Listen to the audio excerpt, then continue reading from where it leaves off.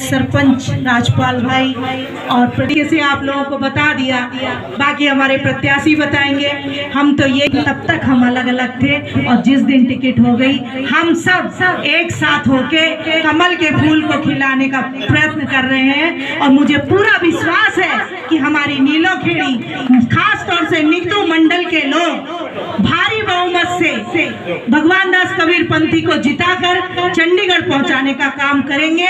एक बार आप बहुमत देके इनको चंडीगढ़ पहुंचा दें, बाकी तो हम नायब जी से अपनी कलम से इनको कैबिनेट बनवाने का काम हम सब करेंगे मिलके और एक बहुत अच्छे पद पे लेके आएंगे।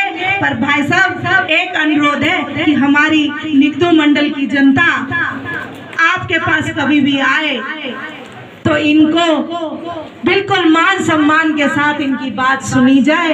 और जब मंत्री बनने के बाद व्यस्तता भी हो जाती है, उस व्यस्तता के बाद मैं ये कहना चाहूंगी कि यदि वो ना मिले तो मैं निगदू मंडल में ही बैठी हूँ, मेरे को पकड़ लेना, मैं भाई साहब को पकड़ लूंगी। तो सम्मान आज अहमदपुर के लोगों ने मुझे दिया है, वाकई में मैं ताउम्र इस पगड़ी का सम्मान नहीं भूल सकती और इसका कर्जा जहाँ तक मुझे बनेगा मैं पूरा उतार। तो एक बार बंद मुट्ठी करके हाथ खड़े करके अपना भारत माता की आज के इस बहुत ही एक भव्य रोड शो के माध्यम से, एक भव्य प्रोग्राम के माध्यम से, तो मैं आप सभी का, सभी साथियों की तरफ से बहुत बहुत धन्यवाद करता हूं, आप सभी का आभार व्यक्त करता हूं। आज एक नया अध्याय लिखा जाएगा। इस बार रिजल्ट तो आएगा, लेकिन कैसा आएगा ये हैरान करने वाला होगा कि इस तरह का रिजल्ट भी आ सकता है, कहीं आपने सोचा नहीं होगा। क्योंकि जिस गांव में जा रहे हैं, जिस गांव में भी प्रोग्राम हो रहे हैं, हर कोई यही कह रहा है, ये नहीं कह रहे कि समाज आपके साथ 36% है, ये बरादरी आपके साथ 50% है, 60% है। ये कहा जा रहा है कि ये गांव आपके साथ 80-90% है। तो आप सोच लो इसका रिजल्ट कैसे आने वाला है।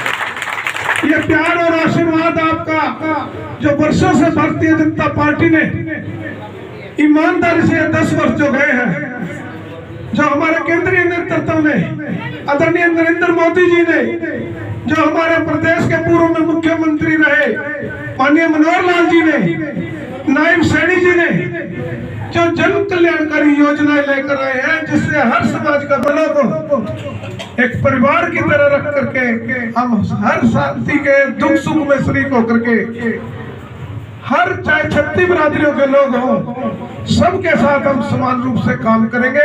और राज्यपाल जी ने कहा था कि भाईचारा कायम रहे। तो साथियों पिछले 5 साल का आपने मेरा कार्यकाल देखा होगा कि किस तरह से हमने सबको साथ लेकर काम किया।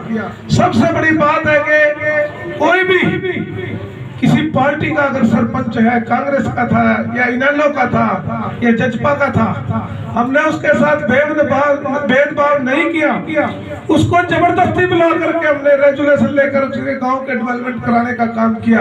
और इसका उदाहरण है एबला पंचायत का, कि वहाँ भाई ब्रिज लाल जी वहाँ सरपंच थे, वो हिचकिचाते थे क्योंकि वो खुले रूप से इनेलो के साथ थे। लेकिन आज उनका मन बिल्कुल बदल चुका है। कल खुद वो ट्रैक्टर चला करके उन्होंने खुद हमारा स्वागत किया, पूरी हमारी पार्टी का साथियों भारतीय जनता पार्टी ने एक नारा दिया था, सबका साथ सबका विकास, और उसी नारे पे हमने काम किया है। मनोहर लाल जी ने समान रूप से सबको बराबर का, उनको जैसे बड़ा गांव था उसके हिसाब से उसकी सुविधा अनुसार उसको ग्रांट दे करके उस गांव को बढ़ाने का काम, उसके समस्याओं को दूर करने का काम किया। डेवलपमेंट सभी में हुआ है, लेकिन जो सामाजिक कार्य थे, जो और एक तो ये कि भाई को नहीं लड़वाना, थाने में एक भाई की सिफारिश नहीं करनी, एक को थाने में पिटवाना, सरपंचों के बस्ते वीडियो ऑफिस और दफ्तरों में कभी डीसी के पास, कभी एसडीएम के पास, ऐसी हमने कभी भी ऐसी गलत सोच नहीं रखी और ना ही किसी को परेशान किया। ये 2014 से 2019 का कार्यकाल आपके बीच में है। आप किसी भी पंचायत में चले जाना, जहाँ गांव में कोई काम नहीं कराया। ये जरूर बोलेगा काम हुए तो पिछले 14 से और 19 के कार्यकाल में हुए। आप द्वारा 19 में आजाद विधायक को आपने इस विधानसभा की जिम्मेदारी दी। फैसला तो आपने सभी ने सोच समझ कर ही लिया होगा। सोचा था कि शायद बड़ा बड़ा है, सीधा है, शायद ये और अच्छा काम करें। लेकिन चुनाव के 4 महीने के बाद आप समझ चुके थे। अभी भाई गुरमेज गुंदर ने जो कहा कि ये जितना साफ है उतना ही अंदर से साफ है, और उसने करके दिखाया कि आज भाई हर गांव के लोग परेशान थे। आपस में भेदभाव करने का काम किया। लोग मिलने के लिए तरसते थे, कहा होगा उसके आते थे, और ना जाने कितनी हमारी बहनों को विधवा बनाने का उन्होंने काम किया। लेकिन जब से आपने नरेंद्र मोदी जी को सत्ता सौंपी है, एक देश को ही जो इस तरह की बदमाशी कर रहा था, किसी के आगे आंख दिखाने की हिम्मत नहीं है। अमेरिका जैसे देश भी आज भारत के सामने नतमस्तक है, वो भी थी। और जब अलमारी में जगह नहीं रही तो गड्डियां 500 की वो फर्श पर बिखरी हुई थी।